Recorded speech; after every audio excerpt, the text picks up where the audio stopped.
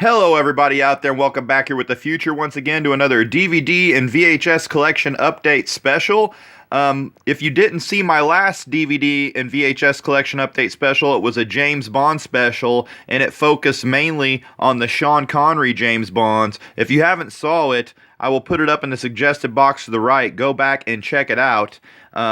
If you don't see it and you're watching this video, you might be confused because I'm pretty much picking up where I left off on that video. I want to thank everybody who has tuned in, given me a subscribe, giving me any likes, any comments, any kind of feedback. I always appreciate it.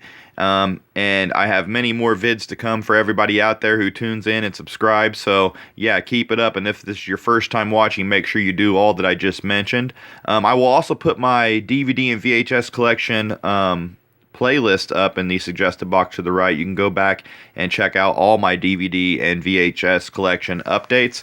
But if you did not see my last vid, I mainly went over every single one of the Sean Connery James Bonds because I picked up these two collections. It was, well, there's Volume 2, and here's Volume 1. It was the Sean Connery collection, 007 DVD. They each had 3 DVDs on it, 3 movies in the chronological order that Sean Connery starred in them. You have Dr. No, From Russia with Love, Goldfinger, Thunderball, You Only Live Twice, and Diamonds Are Forever. And if anybody doesn't know, between You Only Live Twice and Diamonds Are Forever, George Lazenby did On Her Majesty's Secret Service when they didn't get Sean Connery to re-sign the contract to play Bond, but then they offered him a $1.24 million record contract at the time to play Bond in Diamonds Are Forever. So, yeah. After that, though, he refused to play the role any further, and that ended up bringing in Roger Moore to the role. And I read this on the last Bond special that I did, but I figured I would again in case anybody hasn't saw it and is not familiar with James Bond. He is a fictional character created by novelist Ian Fleming in 1953. Bond is a British secret agent and goes by the code name 007. He is portrayed by actors Sean Connery, David Niven, George Lazenby, Roger Moore, Timothy Dalton, Pierce Brosnan, and Daniel Craig, who starred in the reboot of the series. And there was 26 productions, which only 2 of them were not produced by Eon Films. The full adaptation rights to all of Ian Fleming's Bond novels are held by Eon Films now, and all the rights are owned by Metro-Goldwyn-Mayer MGM to the regular series and the 2 non-Eon production films. So that is a little write-up on Bond and the movies that I read off in the last video, but I figured that, I'd read it again in case anybody is not familiar with James Bond. I don't see how you can't. And I did not mention in the last one, who remembers the cartoon James Bond Jr.? I've got to find somewhere some episodes of that show, because I remember watching that and it being an enjoyable show as a kid. So yeah, Connery did not return after Diamonds Are Forever, but they went ahead and went on with the series like that was planned. And they got Roger Moore to replace Sean Connery, and he debuted as Bond in Live and Let Die. And in my last video, I already showed it off, but this was the special edition by MGM of Live and Let Die. One of my favorites that he did, it did, spin right off of it in 1973 from the last Bond film right into this one. So this is pretty close to the Connery Bond, so it's one of my favorite efforts that he did, and it was his first. And you've seen that you had audio commentary. I showed this on the last video too. And if anybody doesn't know that main villain there, the voodoo guy, who I can't remember his name right off the top of my head, he inspired Papa Shango of WWF fame, who later went on to become the Godfather. So if anybody doesn't know that, that is the inspiration for Papa Shango, who I always liked as a kid too. But Roger Moore did a hell of a job as Bond, and I have some write-ups on Roger Moore too that I'm going to read off here. He is currently the oldest living Bond actor at age 58, and in A View to Kill, he was the oldest actor to appear in a Bond film. He is also the oldest actor to begin his tenure as Bond, as he was 46 when he starred in Live and Let Die right here. He was the 3rd actor to play Bond behind Connery and Lazenby. And he is the most prolific to this day with 7 films in the role. You know, Connery had 6 with Eon and 1 unofficial film that added up to 7. But Roger Moore had, 7 Eon produced films in the regular series line. Moore was not linked into the role until 1967 when Harry Saltzman claimed he'd make a good Bond, and they finally cast him in Live and Let Die. He was only one of 2 English actors who played Bond as well. That's Daniel Craig in the reboots, who is the other actor who is English. Sean Connery was Scottish, Lazenby was Australian, Dalton was Welsh, and Brosnan was Irish. Also, a little bit of a write-up on the way he portrayed Bond. In an attempt to distance himself from the Connery Bond, he deliberately smoked cigars instead of cigarettes, and he drank bourbon instead of martini, which was actually more in keeping with the Bond character in the actual Ian Fleming novels and books. Moore claimed that his Bond is more of a lover and a giggler. And that's just a little info there that I like to give everybody who doesn't know much about Bond. Instead of just showing off, new DVDs. But this is Live and Let Die. 46 years old when he starred in this, the oldest to ever take on the role, and the oldest living Bond to this day at age 58. The oldest living Bond actor, I should say. Next in line, though, they came with The Man with the Golden Gun in 1974, and recently, right after I made the last Bond update, and that's why I'm doing 2.0 here, this will be Bond Special 2.0, is because I went to my local Dollar General. I'm sure a lot of people, or most people, have a Dollar General around them or in their vicinity, and I found 3 Roger Moore efforts that I have never saw in stores yet, because I wanted to get more Roger Moore efforts after I did the video. I watched it, and I was like, I got to get more efforts of him and check them out. Well, I found the next effort, The Man with the Golden Gun, right here. This was a 2007 DVD, and the film was 1974. You have special features here. Newly recorded audio commentary featuring Sir Roger Moore. Yes, he was knighted as a Sir in England. Audio commentary featuring director Guy Hamilton and members of the cast and crew. So that's cool. The feature film with frame-by-frame digital restoration and DTS 5.1 audio. So all cool features there. And it shows that you have the ultimate picture, frame-by-frame digital retro Bond as never before. And this is different looking. This is a lot different looking DVD for a Bond film than the other films I have, because I already had, the solo DVDs of Thunderball and Dr. No. And they both on the back, have the Nobody Does It Like Bond and the special features all the same. But the only one of the 3 that I picked up from Dollar General, the next one I got was The Spy Who Loved Me. It looks exactly like those DVDs too, so it comes in like that line. So there must be, different lines that they've made of the movies. Nobody Does It Like Bond on the back. Audio commentary featuring Sir Roger Moore. Audio commentary featuring director Lewis Gilbert. Production designer Ken Adam, co-writer Christopher Wood, and Michael G. Wilson. And there you have shots from the film.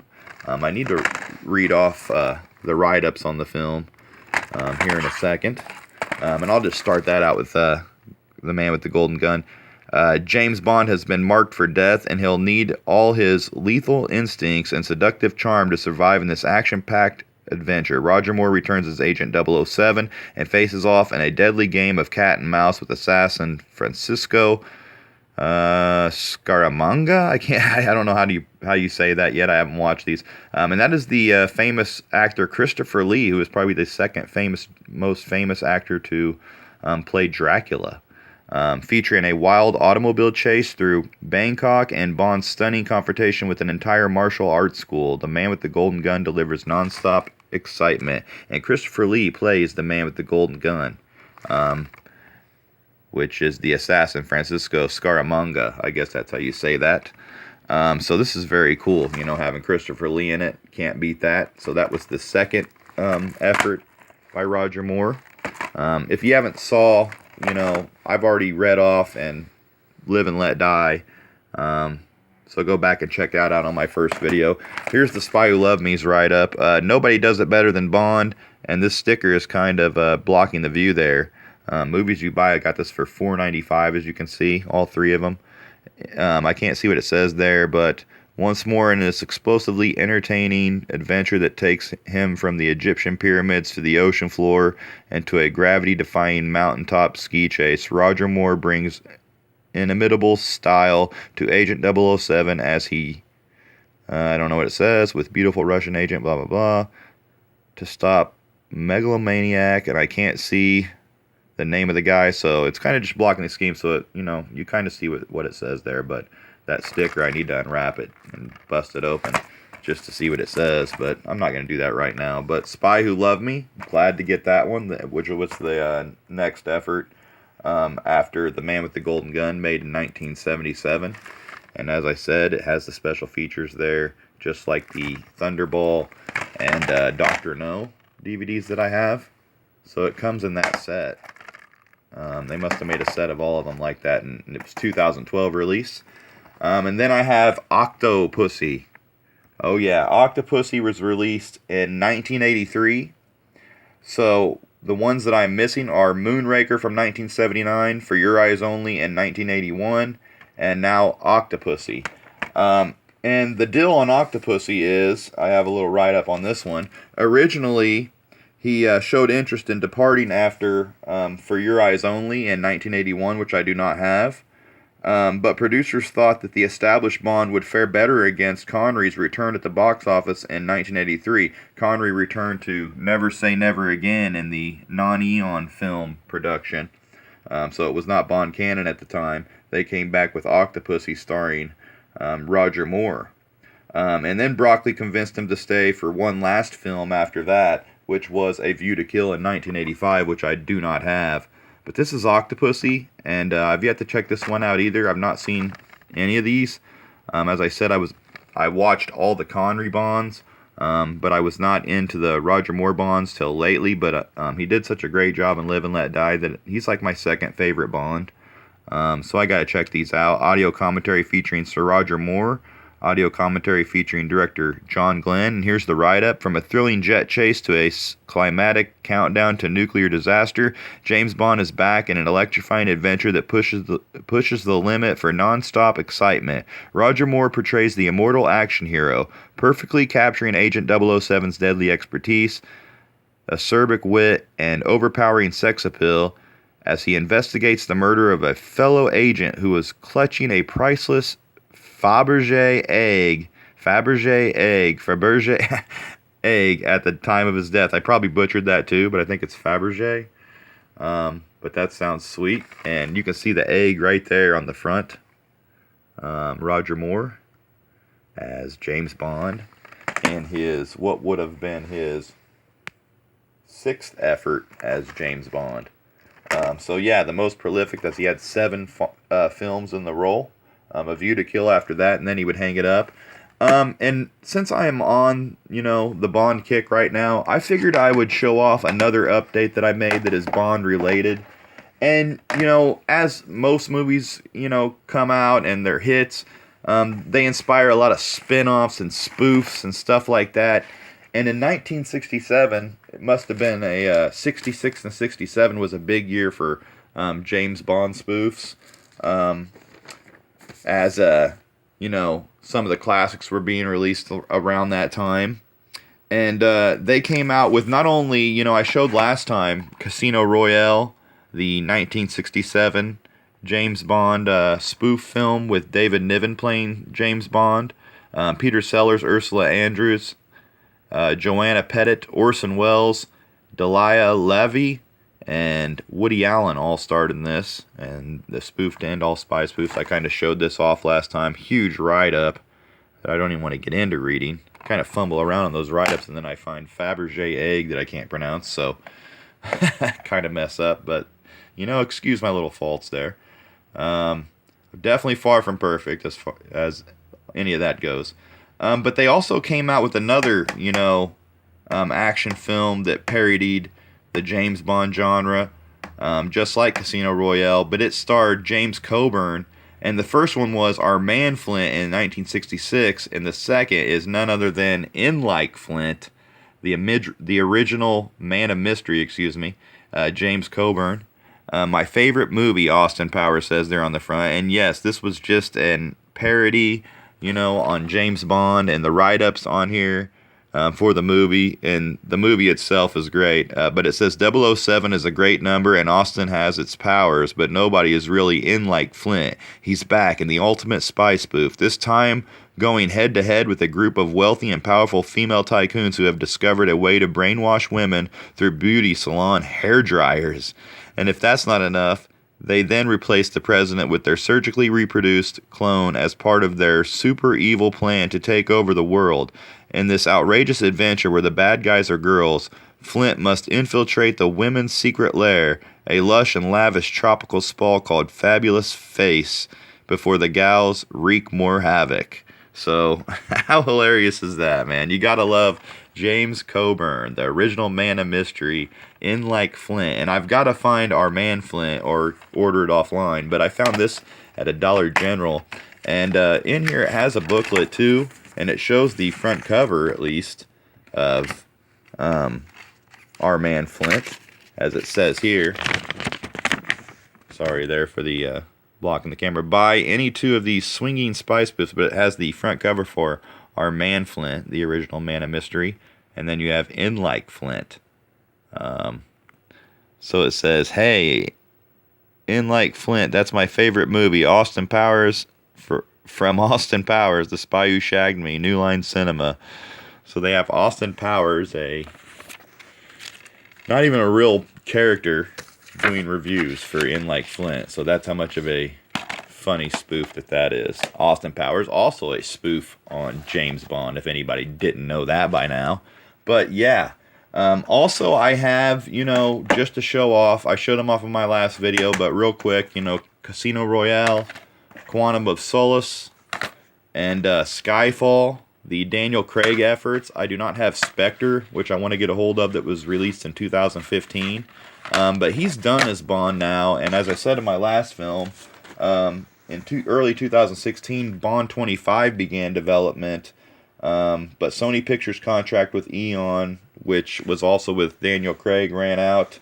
But they are trying to find another major film studio that will land the distribution rights to release Bond 25 in cinemas soon.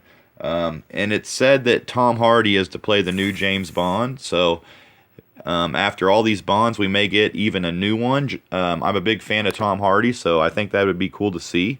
I want to thank everybody who has tuned in to 2.0 of my James Bond collection. If you're a fan of Roger Moore, James Bond, Sean Connery, any of the Bonds, let me know.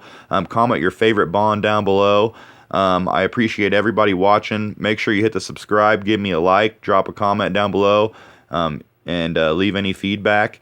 I hope that you like what you saw, as I said. And you gotta love it. You gotta love James Bond 007. And until next time, guys, as always, thanks for watching, and peace out.